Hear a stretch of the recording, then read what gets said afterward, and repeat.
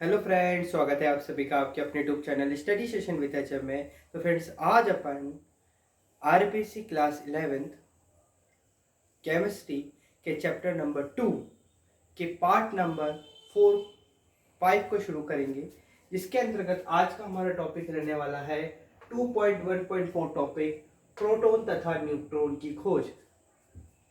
Proton तथा neutron की खोज, जैसा कि आपको पता है, अपने पाठ का नाम है परमाणु संरचना। परमाणु संरचना है ना। परमाणु संरचना के अंतर्गत हम समझ रहे हैं परमाणु की संरचना, कि परमाणु कैसा दिखता है, परमाणु के कौन कौन से भाग होते हैं। इसके अंदर हमने समझा था कि हमारे पास जो परमाणु होता है जिसे अपन एटम कहते हैं, किसमें इंग्लिश में एटम कहते हैं, ये 3 अपरमाणविक कणों में बटा रहता है। परमाणु जो होता है किसमें, अवपरमाणविक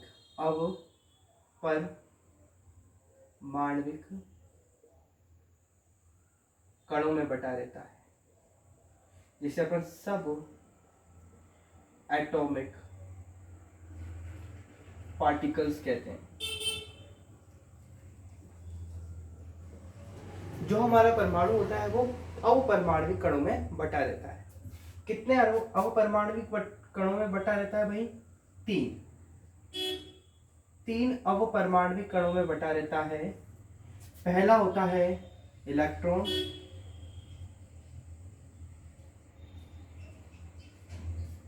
दूसरा होता है प्रोटॉन और थर्ड होता है न्यूट्रॉन। वैज्ञानिकों ने बोला, जे थॉमसन ने बोला, डॉल्टन साहब ने बोला कि अवपरमाणविक कणों में बटा रहता है। अभी तक भाग 3 तक और आज ही लास्ट पार्ट है इनके बारे में जानने का। हमने कहा था परमाणु के अवपरमाणविक कणों में बटा रहता है इलेक्ट्रॉन, प्रोटॉन और न्यूट्रॉन। हम अभी तक जान रहे थे इलेक्ट्रॉन क्या है, इलेक्ट्रॉन की खोज किसने करी और किस तरीके से इलेक्ट्रॉन की खोज हुई, इसके बारे में हमने जाना। तो हमने जाना मुख्य तौर पर इलेक्ट्रॉन के बारे में कि इलेक्ट्रॉन की खोज की थी जे जे थॉमसन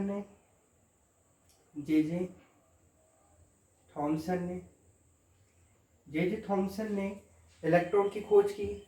उन्होंने बोला कि इलेक्ट्रॉन पर जो आवेश होता है वो ऋण होता है, ऋण माने नेगेटिव होता है। कितना होता है? 1.6 इंटू 10⁻⁻19 कूलम होता है, ये बताया उन्होंने। जे थॉमसन ने बोला आवेश ऋण होता है। द्रव्यमान इनका बताया था भाई, द्रव्यमान भी बताया था। प्रतीक इनका उन्होंने बताया, प्रतीक यानी सिंबल ई होता है, स्मॉल ई। तो इलेक्ट्रॉन के बारे में हमने मोटे तौर पर इतनी जानकारी इकट्ठा कर ली है कि इलेक्ट्रॉन जो होता है उसकी खोज जे थॉमसन ने की। आवेश होता है इस पर ऋण, उसका मान होता है 1.6 इंटू 10⁻⁻19। प्रतीक होता है इसका ई। इतनी जानकारी हमने ली। आज अपन और किरण नलिका द्वारा जो अपना एक्सपेरिमेंट था उसके माध्यम से भी अपन ने इसको समझा था, इसके गुणधर्मों को भी समझा था। फिर आज अपन प्रोटॉन के बारे में अध्ययन करेंगे और न्यूट्रॉन के बारे में अध्ययन करेंगे कि जो परमाणु के अवपरमाणविक कण होते हैं, 2 अन्य अवपरमाणविक कण जो होते हैं प्रोटॉन और न्यूट्रॉन, इनके बारे में अपन जानेंगे कि प्रोटॉन की खोज किसने की और न्यूट्रॉन की खोज किसने की। शुरुआत करेंगे सबसे पहले प्रोटॉन की खोज से।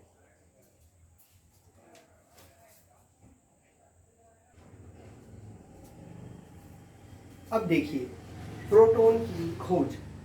प्रोटॉन की खोज के विषय में प्रोटॉन की खोजकर्ता जो थे वो थे गोल्डस्टीन ने प्रोटॉन की खोज लगभग 1886 में की थी। कब की थी? सन 1886 में की थी। और उन्होंने आवेश बताया था, इस पर होता है धन आवेश। इलेक्ट्रॉन पे कौन सा होता है? ऋण आवेश। और आप जो प्रोटॉन होता है उस पर आवेश होता है धन आवेश। कितना आवेश होता है इस पर?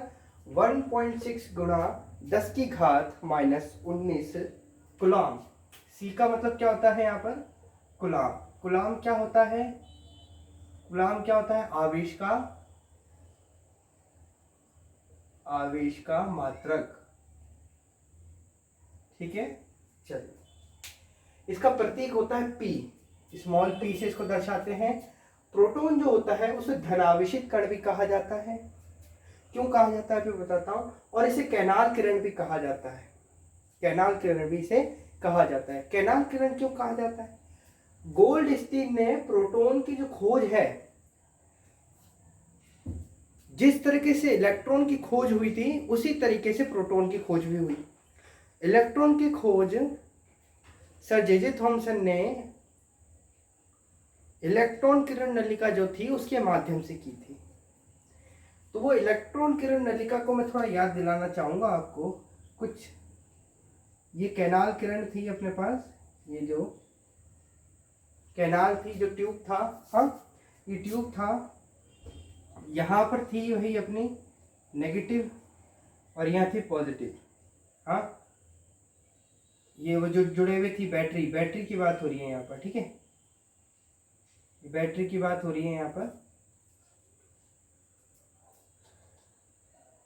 तो मान लीजिए जो कैनाल किरणें थी वो इस तरफ में जा रही थी। किस तरफ से? नेगेटिव से इस तरफ में जा रही थी। तो ये थी कैथोड किरणें। ये वाली कौन सी किरणें थी? कैथोड किरणें थी। ये जितनी भी जा रही थी इस तरफ में जमा हो रही थी यहाँ पर, ये है ना। मतलब ऐसी किरणें जो नेगेटिव से पॉजिटिव की ओर आकर्षित हो रही थी, वो कौन सी किरणें थी? कैथोड किरणें थी। कौन सी? कैथोड किरणें। कैथोड किरणें, ठीक है। कैथोड किरणें नेगेटिव से पॉजिटिव की ओर आकर्षित हो रही थी, इसलिए हमने इसका देखा कि हम जानते हैं कि जो नेगेटिव होता है वो पॉजिटिव की ओर आकर्षित होता है और जो पॉजिटिव होता है वो नेगेटिव की ओर आकर्षित होता है। तो हमने देखा यहाँ पर जो हमने गैस इसमें भरी थी, वो गैस के जो अणु थे वो नेगेटिव से पॉजिटिव की ओर गमन करने लगे जैसे ही हमने विद्युत विभव का मान बढ़ाया। लेकिन जब हम ये देख रहे थे, ये जब क्रिया हो रही थी, तब गोल्डस्टीन ने इस पर और थोड़ा विचार करा और देखा कि ये जो ट्यूब है इसके अंदर सिर्फ एक ही किरण माइनस से प्लस की ओर नहीं जा रही है, एक और किरण है जो इसके विपरीत जा रही है। वो विपरीत किरण थी यहां से यहां जा रही थी। वो विपरीत किरण कौन सी थी? वो यहां से यहां जा रही थी, इस तरफ से। और इसका पता इनको कैसे लगा? जैसे ही इन्होंने विद्युत विभव का जो मान था, विद्युत विभव यानी जो बैटरी लगी हुई थी उसका जो जैसी वोल्टता बढ़ाई, यानी उसकी जो कैपेसिटी होती है, उसकी जो पावर होती है, वो जैसे ही बढ़ाई तो पावर बढ़ाते ही क्या हुआ, इस तरफ ये जो हिस्सा था, ये वाला हिस्सा, इस हिस्से पर कुछ जमना स्टार्ट हो गया, यानी यहाँ पर भी परत जमना स्टार्ट हो गई। तो गोल्डस्टीन समझ गए कि एक और किरण का प्रभाव होता है कैथोड किरण के विपरीत, जिसे एनोड किरण कहते हैं। क्या कहते हैं? ये जो नीली वाली है इसे क्या कहते हैं? एनोड किरण। एनोड किरण, इसे क्या कहा गया गोल्डस्टीन के द्वारा? एनोड किरण कहा गया।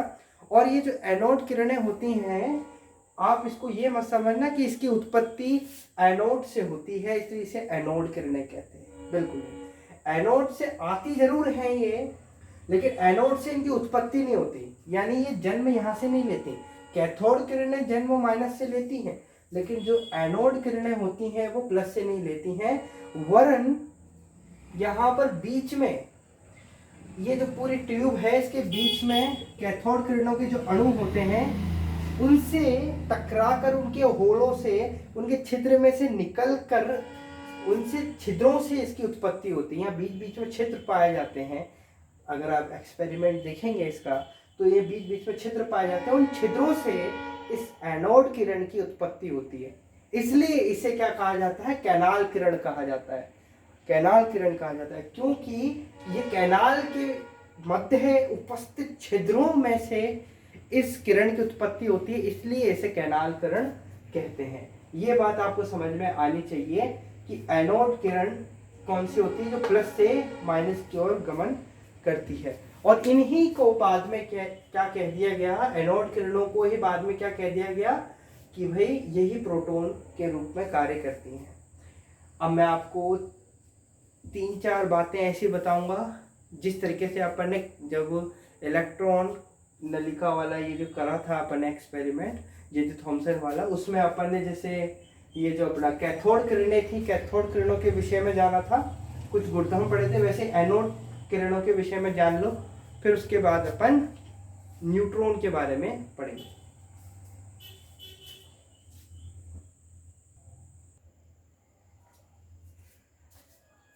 देखिए, पहला गुणधर्म है, उसको समझिए थोड़ा सा। कैथोड किरणों के विपरीत धनावेशित कण का द्रव्यमान कैथोड किरण नलिका में उपस्थित गैस की प्रकृति पर निर्भर करता है। ये साधारणतः धनावेशित गैसीय आयन होते हैं। मैंने क्या बोला आपको कि कैथोड किरण नलिका जो होती है, ये अपनी कैथोड किरण नलिका है, ये कैथोड किरण नलिका के विपरीत यहां पर तो क्या जा रही है, अपनी कैथोड किरण जा रही है। इसके बिल्कुल विपरीत यहाँ वाली जो कण है, ये जो कैथोड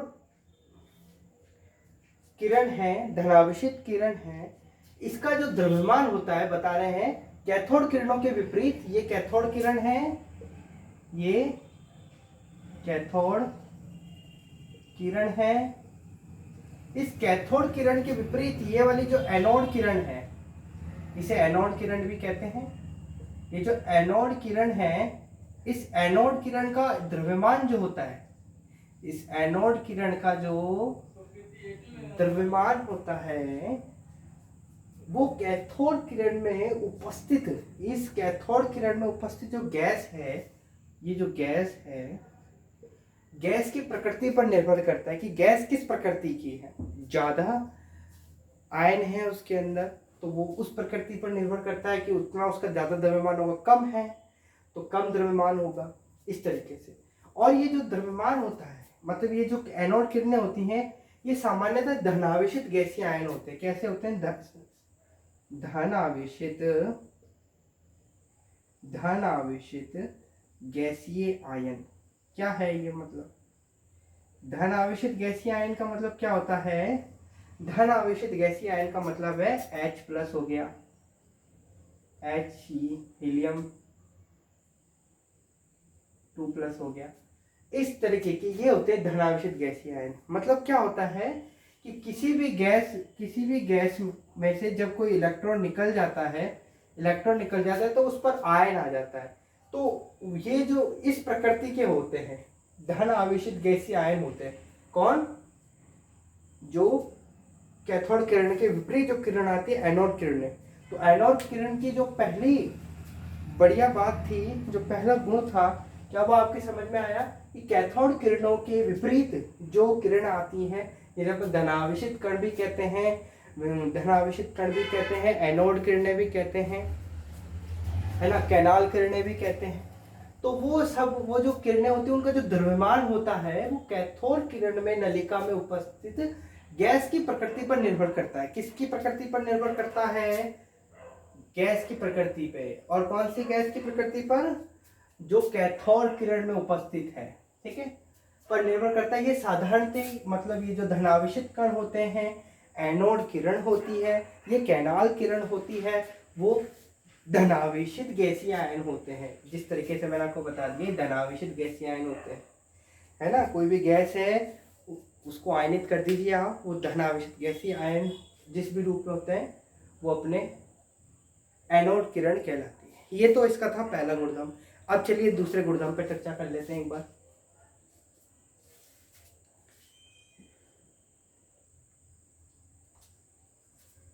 देखिए, दूसरा जो इसका गुण है, एनोड किरण का जो दूसरा गुण है, वो क्या है कि कणों के आवेश यानी धन कण ले लीजिए, धन कण के आवेश और द्रव्यमान का जो अनुपात होता है, उस गैस पर निर्भर करता है जिससे ये उत्पन्न हुई है।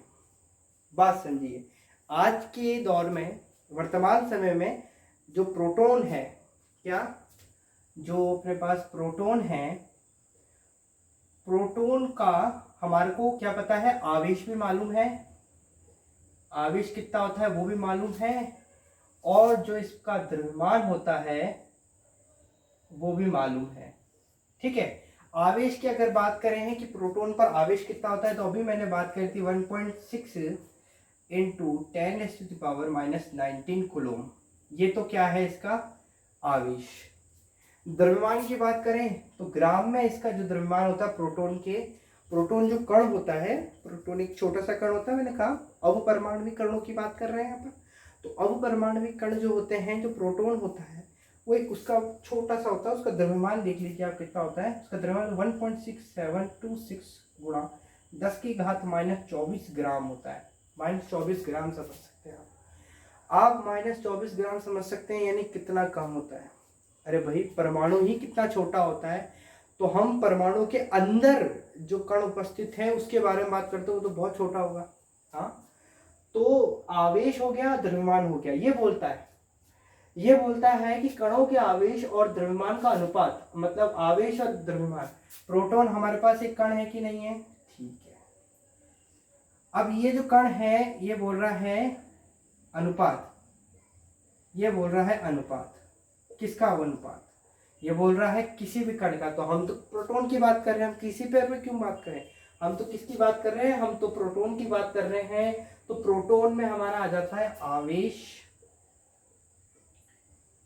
अपन द्रव्यमान करेगा, क्या करेगा, आवेश अगर द्रव्यमान दोनों का अनुपात लेंगे, ये अनुपात होता है। ये अनुपात जो होगा, आवेश और द्रव्यमान का जो अनुपात होगा वो निर्भर करता है गैस पर। तो किस पर निर्भर करता है, गैस पर। किस गैस पर निर्भर करता है, जिस गैस से ये जो कण है वो उत्पन्न हुआ है। यानी कैथोड किरण नलिका जो है, कैथोड किरण नलिका में जो गैस भरी जाएगी उसी ही गैस पर निर्भर करता है आवेश द्रव्यमान अनुपात। ये निर्भर करता है गैस पर। और ये गैस कौन सी है, कैथोड किरण नलिका वाली, है ना।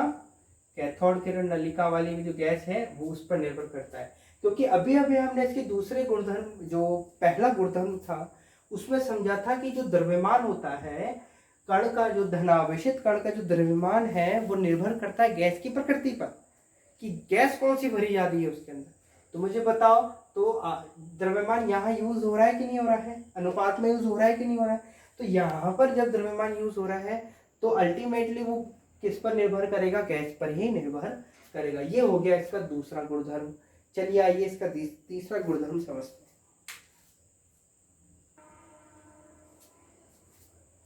अब देखिए तीसरा और चौथा जो है गुणधर्म मैंने यही लिख दिया है, एक साथ समझ लेंगे, इसी में छोटा ही है। तीसरा गुणधर्म में कुछ धनावेशित कण विद्युत आवेश की मूल इकाई के गुणक होते हैं। कुछ जो धनावेशित कण होते हैं, कुछ जो प्रोटॉन होते हैं, धनावेशित कण यानी प्रोटॉन, तो जो कुछ प्रोटॉन होते हैं वो विद्युत आवेश की जो मूल इकाई होती है। विद्युत आवेश की मूल इकाई मैंने अभी आपको बताया था, विद्युत आवेश की मूल इकाई कूलाम होती है। क्या होती है, कूलाम। इसको हिंदी में कहते हैं कूलाम। इसका प्रतीक होता है कैपिटल सी, ठीक है। तो उसकी गुणक होती है, यानी उसके मल्टीपल होती है, उसके मल्टीप्लाई में होती है, ठीक है। ये बात है छोटी सी, कोई दिक्कत नहीं है, इसको समझो। अब आता है चौथा कि चुंबकीय तथा विद्युत क्षेत्रों में ये जो धनावेशित कण होते हैं, जो प्रोटॉन होते हैं, उनका व्यवहार इलेक्ट्रॉन तथा कैथोड किरण द्वारा प्रेषित व्यवहार के विपरीत होता है। प्रेषित व्यवहार मतलब जब चुंबकीय विद्युत क्षेत्र में जो इलेक्ट्रॉन और कैथोड किरणें जब प्रेषित की जाती है, तो हमने देखा था वहां पर क्या हो जाता है, ये सीधी हो जाती। कौन, ये जो कैथोड किरणें होती है, जो इलेक्ट्रॉन होते हैं, ये चुंबकीय और विद्युत क्षेत्रों में क्या हो जाते हैं, सीधे गमन करने लग जाते हैं। लेकिन जो प्रोटॉन होते हैं, लेकिन जो प्रोटॉन और ये जो धनावेशित कण हैं, ये उसके बिल्कुल विपरीत करते हैं, ये विक्षेपित हो जाते हैं। विक्षेपित यानी कि स्कैटर्ड हो जाते हैं, टेढ़े मेढ़े हो जाते हैं। किसके अंदर, विद्युत क्षेत्र और चुंबकीय क्षेत्र के अंदर। तो ये बात तो थी हमारे पास एनोड किरणें। देखो तीन नाम है प्रोटॉन के, प्रोटॉन के 3 नाम है, किसी से भी सवाल पूछ सकता है। ये जो एक तो प्रोटॉन खुद नाम है भाई, एक प्रोटॉन खुद नाम, प्रोटॉन को ही धनावेशित कण भी कहते हैं, धन कण भी कहते हैं भाई। इसी को ही एनोड किरण भी कहते हैं, एनोड किरण भी कहते हैं। इसी को ही क्या कहते हैं, एनोड किरण कहते हैं, कैनाल किरण भी कहते हैं। तो तीनों से ही सवाल पूछ सकते हैं, बिल्कुल भी आपको कंफ्यूज नहीं होना है। प्रोटॉन हो जाए, धन कण हो जाए, एनोड किरण हो जाए, कैनाल किरण हो जाए, एक ही सारी बातें हैं। सही समझ में आया? ये हो गया पूरा प्रोटॉन का पोस्टमार्टम, पूरा अच्छी तरीके से समझ लिया। अब समझते हैं अपन न्यूट्रॉन के बारे में, थोड़ी सी डिटेल लेते हैं, बाकी फिर समाप्त करते हैं।